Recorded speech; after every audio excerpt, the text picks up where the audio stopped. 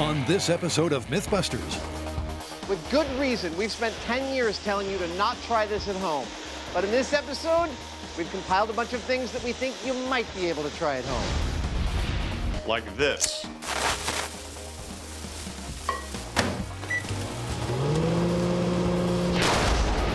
Well, not exactly like that, but after 200 episodes of saying, Don't try this at home, whoa!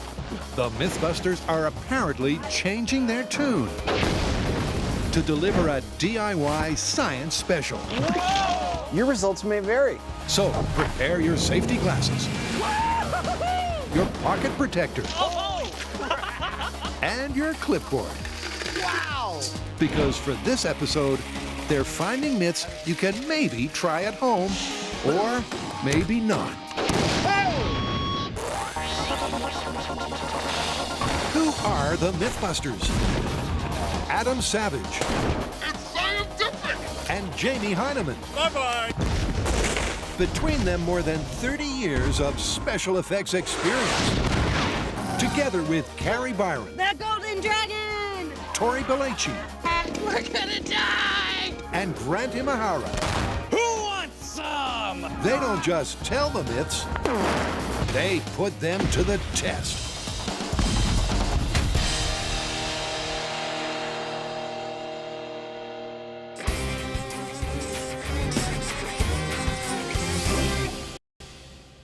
Okay, so the Do Try This at Home special. Exactly. Our lawyers are actually okay with this? They are, but here's the thrust of this episode. We are going to be testing a bunch of zany experiments and viral videos and assessing, one, whether or not they're true, but two, whether or not they're actually okay to try at home. So some of this may be actually too dangerous to try. Yes. The first one, though, I think is going to be pretty easy to try at home, and it's a classic: microwaved water. Yeah. Microwaved water will kill plants if you water them with it. I don't think it's true at all, and I think we should test it. It's an internet myth that has spread worldwide. Supposedly, these pictures are evidence that water boiled in a microwave is toxic to plants. But could that be true, or is this myth in hot water? Well, if it turns out you can try this at home, you'll need the following. And down in the shop, Adam's green thumb is prepping his test of the waters. So the question we're going to answer is, does microwave boiled water kill plants? Very nice. To determine that, we're going to expose some plants to microwave boiled water, of course. Beautiful. But we're also going to compare that to some other controls. One will be water boiled on the stove, one will be just regular tap water, one will be no water at all. Oh, it's time. All right, this is a systems check. This is all set correctly in exactly 30, 40 seconds. This will click to 12:10, and for 1 minute, it will water the boiled water plants. Then I'm actually going to remove those two plants because I don't want to overdo one plant as opposed to all the others. Set all of these, and we'll be good to go. And now for the supposedly toxic ingredient, the microwave boiled water. Obviously, to conduct this experiment, you're going to need a bunch of water that's been boiled in a microwave, bombarded by those evil microwaves. Put it in, push the button, start. There we go. Run it for 5 minutes on full power, see if that works. There we go. All right. Now, as a point of clarity, I want to point out, the myth isn't that plants don't like boiling water. For gosh sake, don't pour boiling water on your plants. You'll kill them immediately, like most other living things. No, let this water cool down to room temperature before using it on a living thing. Well, with his 3 types of H2O inside the rig, he's ready to get his thumbs green. There we go. We've used 8 romaine lettuce in 4 groups, and we're subjecting those 4 groups to 4 distinctly different conditions of water. Now, that water is coming from these buckets up here through these water timers, and they're all set to water the plants for exactly the same amount of time and exactly the same amount of water every single day. But wait, you say, what about sunlight? Ah, we thought of that. Ta-da! That's the light. These are actual grow lights. We're going to subject our plants to these grow lights for about 16 hours a day, a really nice, vibrant sunlight, and we'll log their growth on this chart here. After a week, I swear we should see a difference. After a couple of weeks, I think this test is going to be pretty definitive. But as exciting as it is to watch lettuce grow, let's fast forward 1 week into the future. All right, let's see how everyone's been doing. Look at that. 9.25. The microwave boiled water is outgrowing everything else. It was around 5.5 inches, and now it's over 9 inches tall. Right now, it's not looking very good for the myth. It's a drastically different result from those viral photos. But why exactly would people believe that water boiled in a microwave oven is dangerous? In a word, radiation. Microwaves are a form of electromagnetic radiation, but they're on the less harmful end of the spectrum. Microwaves work by vibrating water molecules around 2.45 billion times a second. This vibration is then converted to thermal energy, and what you get is a quick and efficient way to heat food. But no radiation is imparted during the process, and theoretically, microwave boiled water is no different than water boiled on a stove. Still, we're gonna give it another week, and let's see what happens. So after 2 weeks of growth, Adam is let loose amongst the lettuce for the last time. What we wanted to determine was whether microwave water was dangerous, and I think definitively we proved that it's not. Look at this. This is the healthiest plant in here. Both of these, they're higher than any of the others, and they got the microwave boiled water. They're totally fine. Oh, and we also determined that no water is really, really crappy for plants. So note that, you brown thumbs. It may be busted, but don't take our word for it. Try this at home.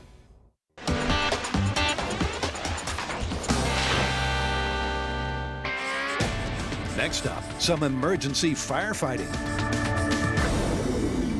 All right, so first up is a viral video. The fans want to know if it's possible and if they can try it at home. Check it out. With a runabout ablaze, it's Jet Boat to the rescue, fighting fire with speed. Whoa, he's doing it. This guy's crazy. But in a crisis, could an extreme 180 really extinguish a fire? Dude, that is awesome. But you know what? There's something a little fishy about that video. It does look like there could be some kind of visual effects going on there. We need to find out if this thing is repeatable. Yay, let's go boating! Motorboating. You old sailor, you. So to find out if this works, over at Big Break Marina, they're recreating all the elements of this emergency situation. So the boat we're gonna be using to put out the fire is this. It's a 1978 Charger jet boat. It's got a 350 Oldsmobile engine. Come aboard, matey! All right, safety first, my friend. Safety first. Not only that, but it shoots a rooster tail up to 120 feet. We should be able to put out the fire with this. I wish we had dorkier life preservers.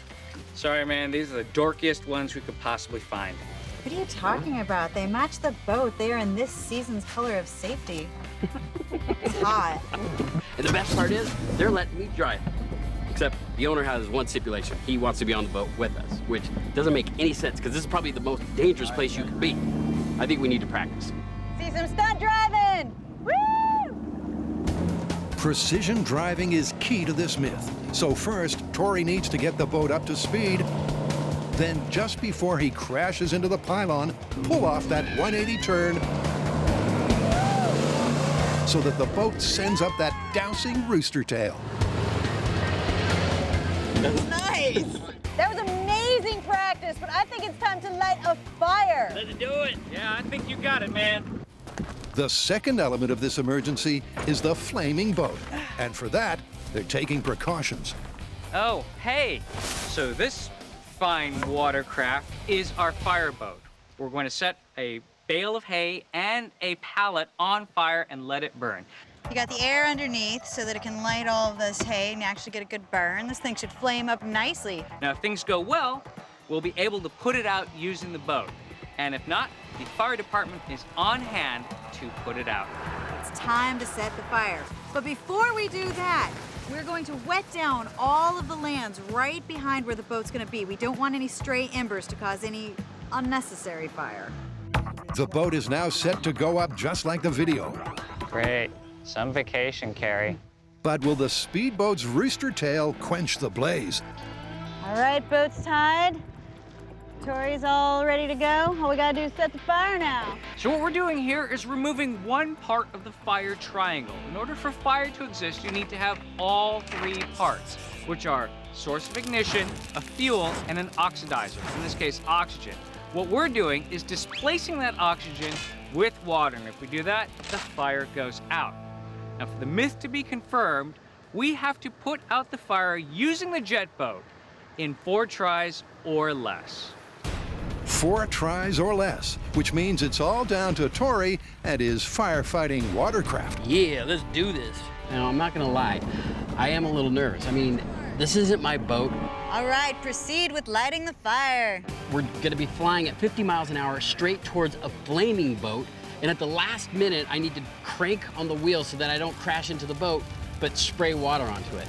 All right, boys, we have a raging fire. Bring it on in. And not only that, I'm gonna have Grant and the owner of the boat in the boat with me, so if I crash, I'm not just hurting myself, I'm hurting 2 other people.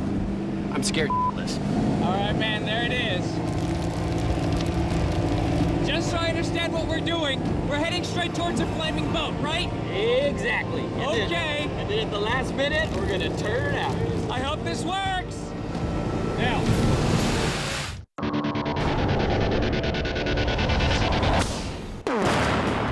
After 10 years of impossible, dangerous, and downright crazy myths that you shouldn't Nothing just touched me!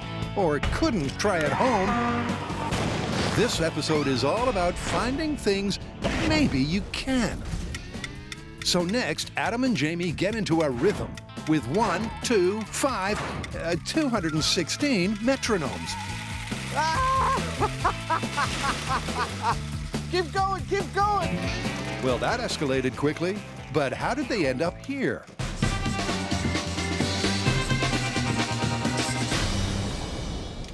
There are a bunch of videos out there that show these things getting into sync if you let them run for a while. Come on, guys, get with it. It all looks so easy online. Although they start out syncopated, these metronomes eventually tick over into a synchronized symphony. But can you make metronomes dance to the same beat at home? There is one thing that I keep noticing in all the videos of the metronomes syncing up, and it is that they always seem to be sitting on a platform that moves slightly, that's got a little shake or shimmy to it. Let me show you why I think that's important. If I move this metronome while it's ticking, even small movements have a significant effect on the periodicity of its ticking. I've got a couple of soda cans. This is my platform with shimmy. Got a metronome, and I just want to see what happens when I put one on here. Do you see it? It's totally moving. This is very cool. This little metronome is definitely having an appreciable effect on my platform, and I think it'll have even more of an effect if the platform's lighter, and I've got just the thing. All right, this is working great. It's definitely having more of an appreciable effect because I've got a nice bearing surface platform, light aluminum pipes, and a very light platform for it to sit on. I'm taking away as much friction and momentum as I can so that only the metronome is having the effect. Now let's try 2. Adam doubles his trouble with 2 metronomes set to the same tick mark. Look at the movement on this platform. And after 2 minutes, the shimmy takes over. Stay with it, boys. Nice. Nice, it's totally working. It just took them a little while to find each other's rhythm. Cool. I have an idea. If I stop the platform, they should drop out of phase. There it is. The moving platform is totally critical to this experiment.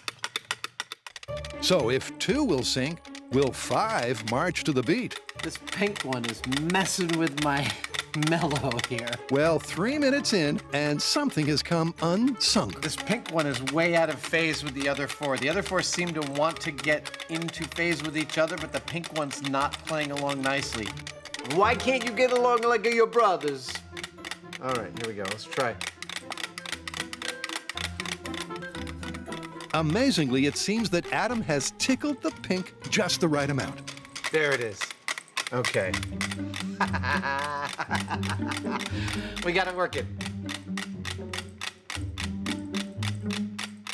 Yep, they're in sync. That's awesome. Okay.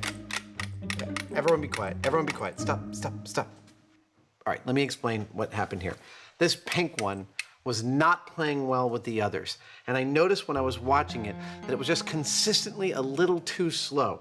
So on the theory that the manufacturing tolerances on these metronomes are loose, I sped it up by dropping it a tiny amount below its slowest tick mark, which is what all the others are set at. And that turned out to be the magic bullet that helped this all get in sync. That's awesome to know. These are tunable. And now that he's got his tickers tweaked, just how many can he make dance to his tune? Got it! I can't fit any more on here. 1, 2, 3, 4, 5, 6, 7, 8, 9, 10, 11! Dude, it's really kind of amazing. They go way out of sync, then they come back into sync, and eventually they find this, and if one of them's out, they kind of get him back in line. They all just want to be friends. They all want to be friends, they all want to do the same thing. Adam's taken this to 11. I sense a serious escalation about to start.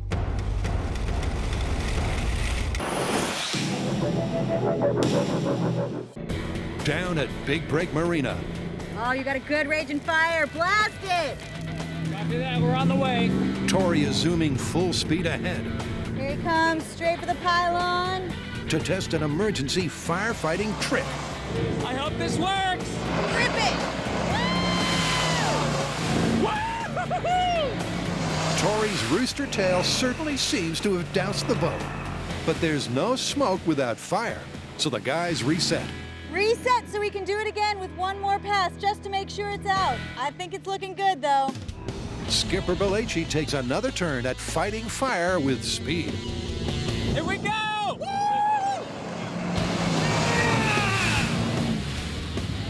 I think you got it, man! I think we put it out! Woohoo! That's just gotta be a smolder. There's no way that's still on fire. I think it went out with the first pass. The second pass is insurance. I think the third time's just for fun. Clearly, you can't extinguish a fire with an emergency U-turn. Whoa! Yeah! Wow, they got so close to the boat this time. That was amazing. But now that they know this firefighting feat is no myth, the question is, should you try this at home? That was crazy. Going at full throttle, 50 miles an hour, straight towards a flaming boat. And then right before I hit it, I had to crank the wheel to spray the water onto the flaming boat. It worked! Put out the fire! Dude, I totally can't believe it worked, but you know what?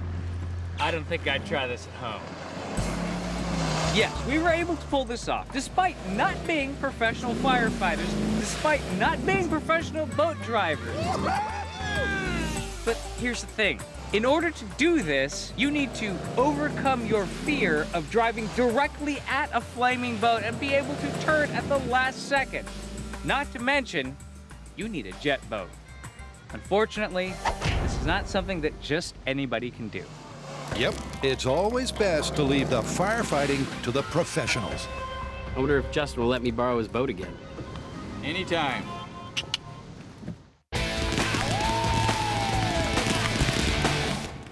Well, the myth that metronomes, if placed on a proper surface and activated together, will eventually sync themselves up seems to be on pretty solid footing. I got it to work with a couple, got it to work with a handful, but now it's time to go for broke.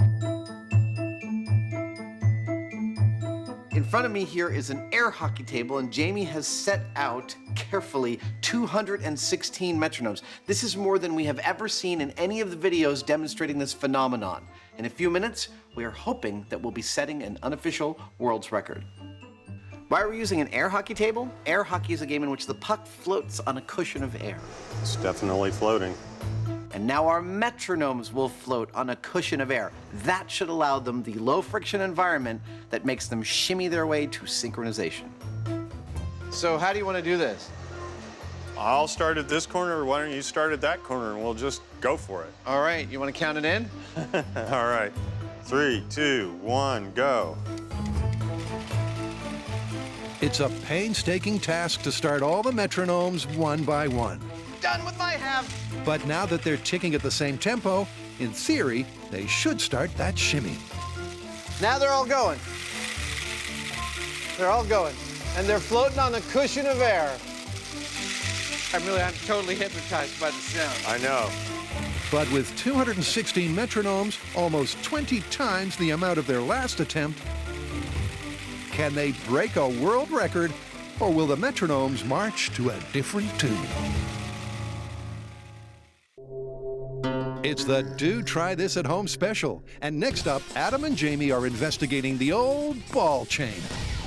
We all know what this stuff is. Regular chrome ball chain. Keys, IDs, and dog tags have been hanging from it for decades. But we've got a viral video that seems to show this stuff, under the right conditions, behaving almost against the force of gravity. So, supposedly, this gravity-defying feat is achieved without any special effects wizardry. But are they yanking your chain? Or could you really recreate it with just a ball chain, a beaker, and if you have one, a high-speed camera? Check this out.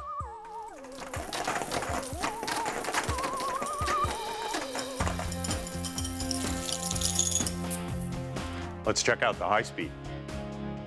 Hey, Adam. It's like it's going all the way across the room. Wow. It doesn't look like it should be able to do that, does it? No. It's like magic. That is freaking gorgeous. That is so freaking cool. Cool and surprising, as the ball chain seems to levitate out and over the lip of the cup. And this strange behavior has gotten Jamie thinking. I'm wondering, is it the ball chain that is having this effect, or is it any chain? I've got some normal chain here that's about the same size and weight. Maybe that'll help us figure out what's going on. Not so much. Nope, this trick is peculiar to the ball chain, but that's given Jamie a big idea. Now we've got some bigger chain. Let's see if it goes further.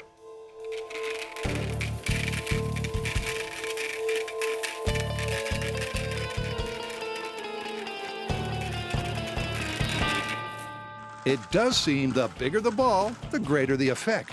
But is this gravity-defying act also related to the distance you are from the ground? Okay, let's see what this does from 8 feet up.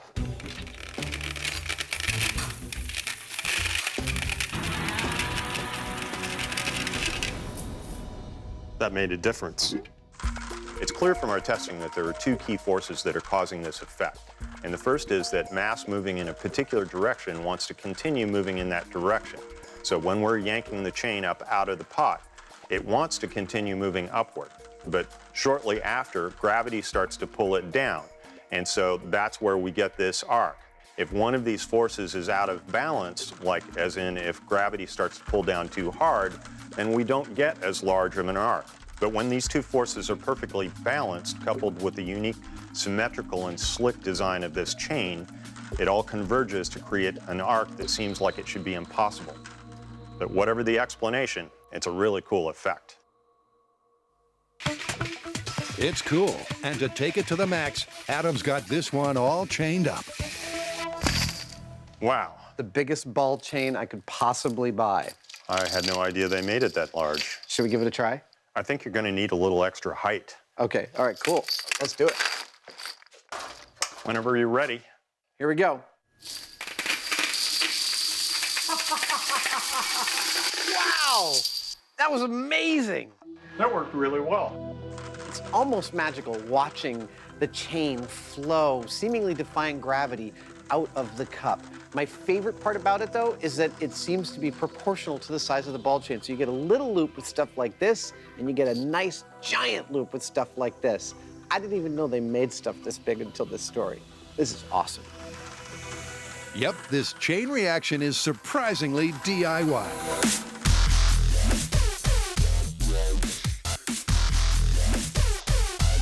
So break out the beakers and the ball chain and make sure that you do try this at home.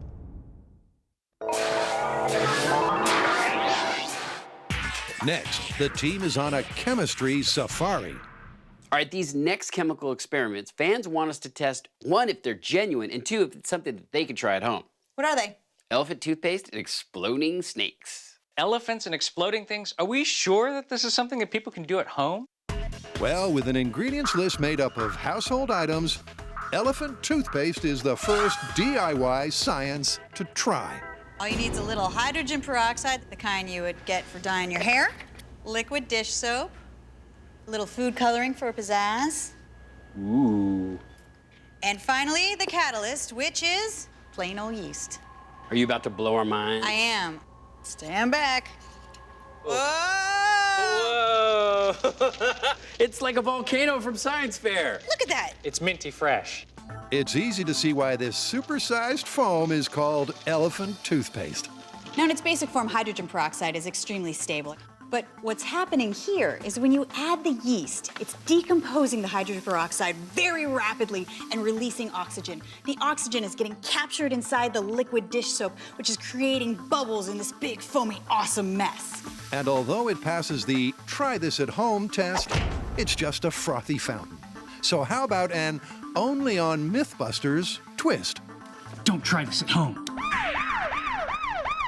All right, to take this experiment from go ahead, try it at home, to Mythbusters danger, we're gonna use some lab-grade components here. We have a higher concentration of hydrogen peroxide, and for our catalyst, potassium iodide. Now, these are much more caustic chemicals here, and the reaction is a lot more energetic.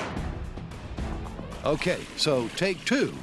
But this is definitely do not try at home. One step back. Is it gonna get crazy? Yeah? You about to drop some science on us? You ready? Yeah. Do it. Whoa! Oh! What the heck? Much more energetic Oh my experiment. God. Look how hot it is. Yeah. You can see the steam coming off. Yep, that's the kind of toothpaste an elephant would be proud of. There you have it, 2 versions of elephant toothpaste. The first, definitely a try-it-at-home experiment. It's just household items like peroxide and yeast give you this beautiful fountain of magical foam. The second, a little more dangerous. We're talking about lab-grade ingredients creating an exothermic reaction with a lot more oxygen, a lot more heat, and a much more spectacular mess. Definitely worth the cleanup. But I still don't understand why they call it elephant toothpaste. I wasn't aware that elephants brush their teeth. But now we've seen the toothpaste, didn't someone mention an exploding snake? Now, for the most part, elephant toothpaste is the sort of experiment you can do at home. This next one is a little bit different. It's called explosive snake. Now, the first part of it involves sugar, which by itself is innocuous.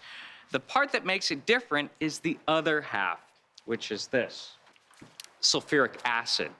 Look at that! Wow! Sulfuric acid is corrosive, it's caustic, and if you splash on your skin, you could get severe burns. So, unfortunately, not the sort of thing you want to try at home. And to do this experiment, I think I'm gonna need a slightly different wardrobe.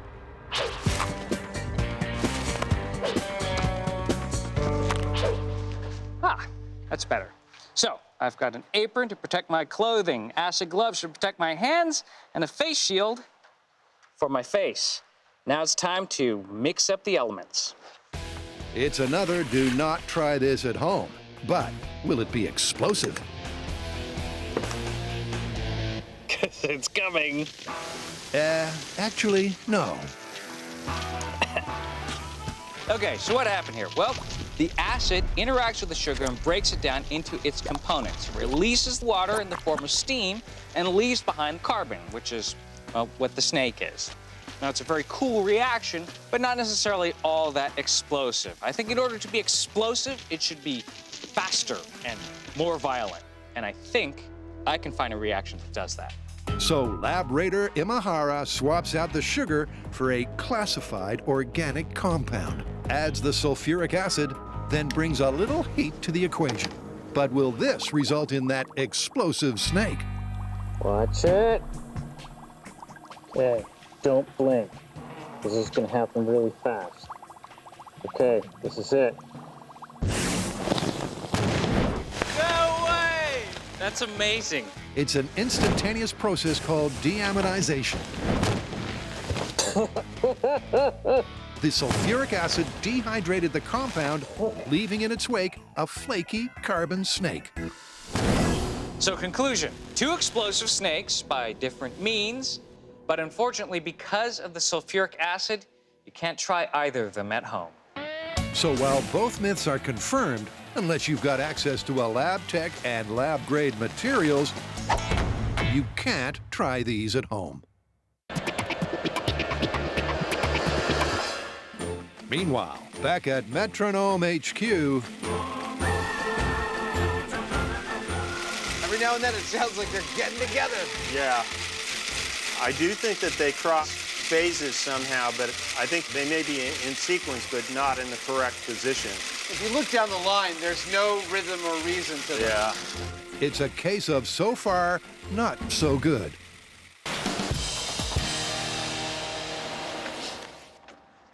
Welcome to Mythbusters. On today's episode, we're doing things that you can try at home. I'm gonna show you a few things that you should never try at home.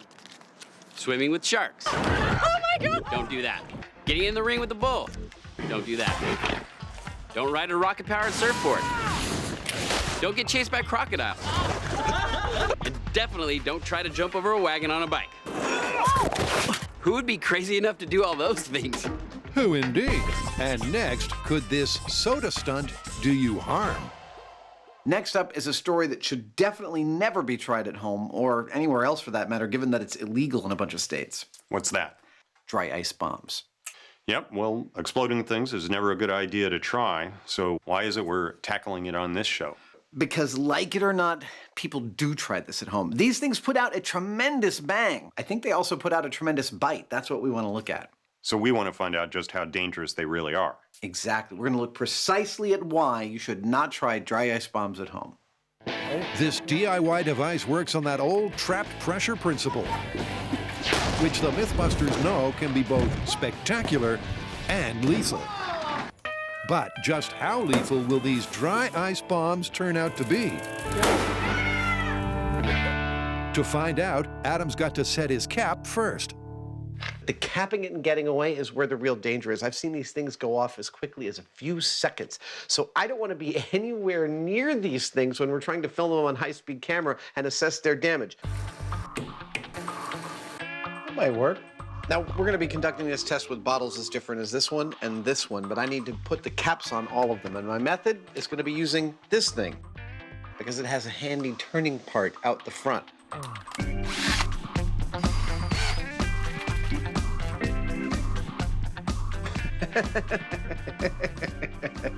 That's how we're going to do it. Adam sorted the hands-free capping. Put your forearm into that hole. But now Jamie needs to give this dry ice combo a hand. We want to find out exactly how dangerous this is to somebody that might be holding on to it. Obviously, we're not going to use our own hands for that, so we're going to need some artificial hands. Beauty. That came out perfect. So we've got our complete set of hand molds now. All we have to do is put these skeletons in them and then put the tops on them, strap them together, fill them with rubber, and we're good to go. Since we're anticipating a little bit of physical damage to the hand, we might as well make it look good. Oh, yeah. Oh, it's so pretty. Nice. It's going to be perfect for the test. Yeah. So now they can get hands-on with their dry ice device. I'm not running for my own recreation. Who would do that? No, I'm running because this is our location for detonating the dry ice bombs. That's right. We've come to the bomb range because that's how seriously we take the danger of these things. It's serious, because although soda bottles are designed to resist the pressure of their carbonized contents, expanding dry ice is a whole nother ballgame. Perfect. So what are we doing? Well, we're putting frozen CO2 Yep, this stuff, known commonly as dry ice. inside a sealed container along with a little bit of water. The water converts the frozen CO2 to gaseous CO2, expanding to between 500 and 800 times its original volume. Which will increase the pressure inside the container to in excess of 100 psi, at which point it'll rupture violently, releasing all of that gas, not unlike what happens when you set off an explosive. So now to find out what kind of damage that trapped CO2 will do. Here we go. And first up is the 350 ml bottle. Screw it down. Nice. That's tight. The carbon dioxide gas immediately starts to distort the bottle. It's getting larger. It's totally getting larger. It's weird. It's almost like biological how much they move under the pressure. Yeah. But as it expands exponentially, at what point will it rupture? Now the bubbling stopped. That's always when I know that we got at least a seal. Mm-hmm. I have high hopes for this one. Yeah. That was significant. Awesome. Clearly, that was a violent blowout, but they're looking for the worst-case scenario boom. So will the 6 times larger 2-liter bottle be even more brutal? Here we go. Go for it. Now we wait. Building pressure. More dry ice means more trapped CO2. But just how dangerous will that be? I'm glad that we're behind this shield. you and me both. Starting to get asymmetrical. Yes, down there on the lower right. Yes. It's starting to distend. Yeah, it's really twisting. Oh! Very satisfying. But now, the question is, was it more destructive than the smaller bottle? Well, despite the 2-liter being almost 7 times the volume of the 350 milliliter, I couldn't detect a real difference in the boom we got from them. If only we had a way of actually measuring it. I'm glad you mentioned that because, luckily, we brought David Harding with us. Hi, David. Howdy. You think you can help us measure the power of these explosions? No problem. Excellent. Yep, so now it's time to bring some data to the equation and find out just how damaging those booms can be.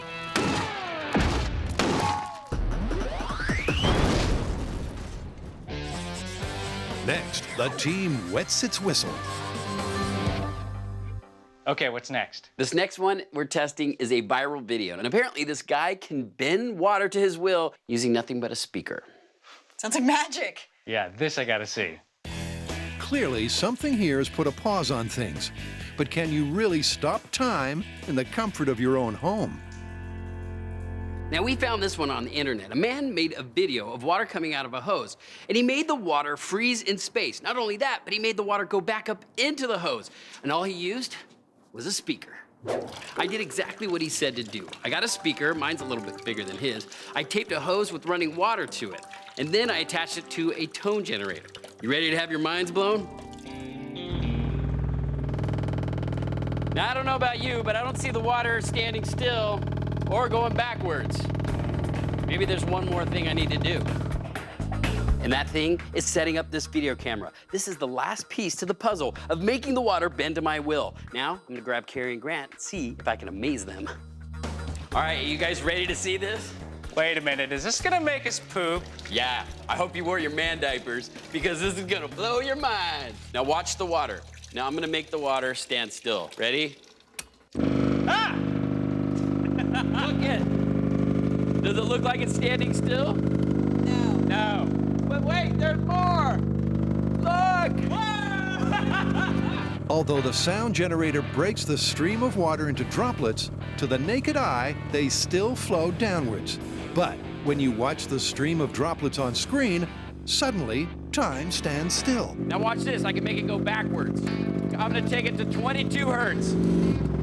It goes backwards! What? That's a really cool optical illusion. Wow. Now, it only works with a camera, but still, it's kind of fun, and it's totally safe to do. That's awesome! Awesome. But it's time to peel back Tori's curtain and let this water whiz explain how it's done. Now, the whole reason this optical illusion works is because you have two things working together. The frame rate of the camera and the hertz or the cycles of the speaker. Now, since we're shooting 24 frames per second, if you set the hertz around 24, it vibrates the water so that the water is in the same place every single time the camera takes a picture, which makes it look like the water is frozen in space. And if you play around with the hertz, you can actually make it look like the water is going in reverse. It's not really, but it looks like it. Kind of cool. It's clear that this trick will stop time. Well, on screen at least. So crack out the subwoofer for some high-fidelity hijinks.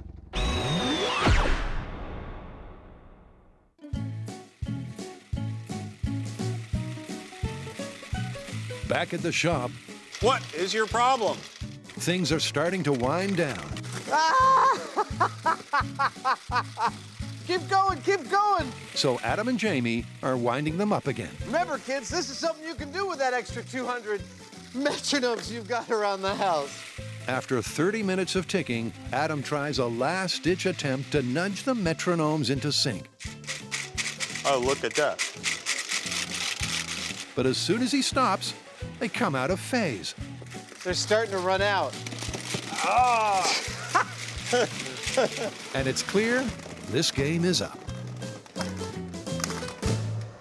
Jamie and I, starting them one at a time, were able to get them all going in a couple of minutes, but they never quite got synced up. You could hear them going in phase and out of phase. That one's out, that one's out.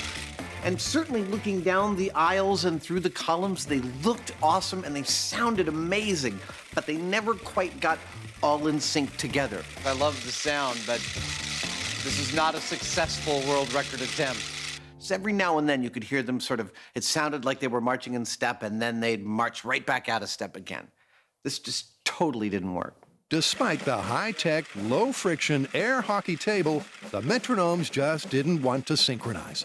So clearly, while these metronomes work fine individually, there is enough variation in the manufacturing tolerance that to get them all ticking in perfect sync, you would have to calibrate each one individually. Now, if you want to cross-calibrate 216 metronomes, by all means go ahead and give it a try. This one's still going. Shut up. This is the biggest fail we have ever achieved. All that work. Yeah, you can try this at home. Your results may vary. See you next time.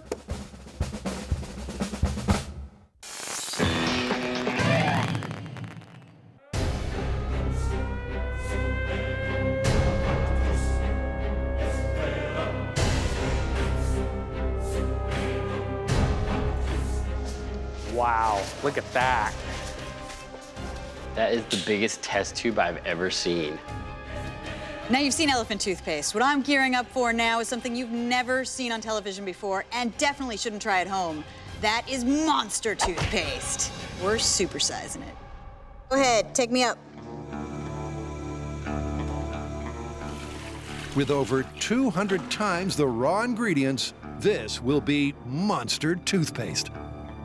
You guys ready? I think the question is, are you ready? She looks ready. Do it. Okay, here we go. This is monster toothpaste. Oop, all right, go, back me up.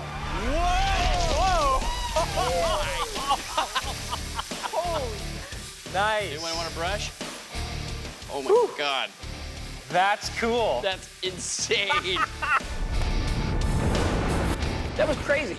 Carrie had this giant test tube. She poured in the potassium iodide, and then the thing erupted. I didn't think it was gonna go very high, but it did. And look at the mess we created. So definitely don't try this at home. Sure, monster toothpaste. Sounded like a good idea at the time. Who has to clean it up, huh?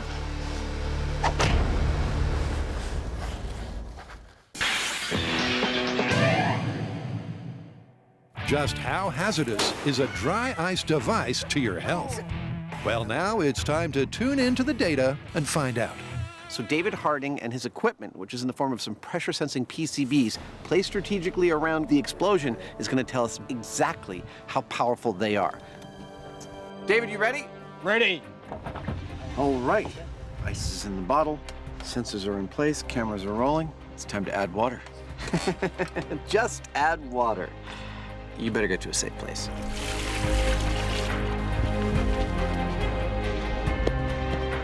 Oh, it's getting bulgy. You know, it's funny. CO2 is what's normally in those soda bottles. This is sort of extreme soda, isn't it? Yeah. I think this one's going to go a little quick. I hope so. Yeah. Nice! The piece just fell down after like 5 seconds. The dry ice blitzed the bottle, but just how bad was it? What do we get? 3 psi from that explosion. That's it? That's all. However, it looked like it blew out the bottom where we don't have any direct sensors. So that might be a falsely low reading? That's right. And As it happens, we've got some more data. Check this out. Whoa! No way! That's steel, and it's steel with an angle on it, so imagine what that'd do to your hand. I mean, that's gotta hurt. And that was just a little bottle. Yeah. Let's try the big one. Okay. So the 350 ml explosion was steel-bendingly strong. But as the 2-liter bottle distends and elongates with the expansion of the gases, will it prove even more dangerous? It's changing shape at the bottom. Look at that! It's gonna be a good one. Wow! Getting longer. Oh! That was good. Intense. Intense, just like the data from the PCB sensors. The sensor results from the big bottle going off are in, and they're more than double what the little bottle put out. They were 7 psi. Now that's enough to cause permanent hearing damage. As to what other kind of injury it could cause, the sensors may not be telling the full story. Show of hands, who wants to ramp it up? The numbers alone say you should never try this, but there's still the damage test to go. Yeah, I've got a prediction. I don't think the explosion we're gonna see is gonna be as big as this crater that Jamie made when he arrived at work this morning. You happy? Yeah. Let's do it. But I do think that after watching what it does to the hands on either side of the bottle, you're not gonna wanna try this at home. Frankly, I've always wanted to do this particular experiment. From the start, the expansion of the CO2 pushes the hands apart. It's moving. It won't be long now. Oh! That was loud. Yeah. That violent rupture sent the arms akimbo. But although they seem to flail away from the pressure, surely they're not undamaged by all that PSI. Oh, I got a broken wrist right here, Jamie. Yeah, I'd say so. Look, it whipped it around, both of these. Yeah. We got some lacerations here. And maybe some broken fingers. Yeah. We got a compound fracture in the finger. Oh, and check this out. There's plastic embedded in the flesh. Yeah, right. It's going to be part of what ruined your day, although you won't be able to hear anyone tell you about how stupid you just were, because you'll have permanent hearing damage. Yep, not only was the force enough to force bones through flesh, a halo of plastic shrapnel was embedded into the hands. Look, we call this episode Do Try This at Home because we've spent more than a decade doing all sorts of random, dangerous things that you should totally not try yourself.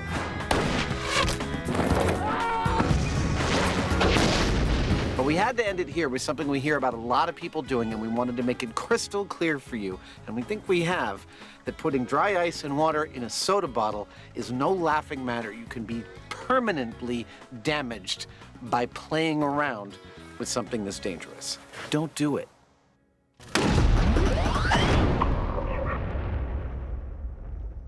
So we have microwaved, speedboated, synchronized, levitated, frothed, suspended, and exploded. And out of all of that, 4 are definitely too dangerous to try at home. And when it comes to the others, please make sure you're with a responsible adult and use your common sense.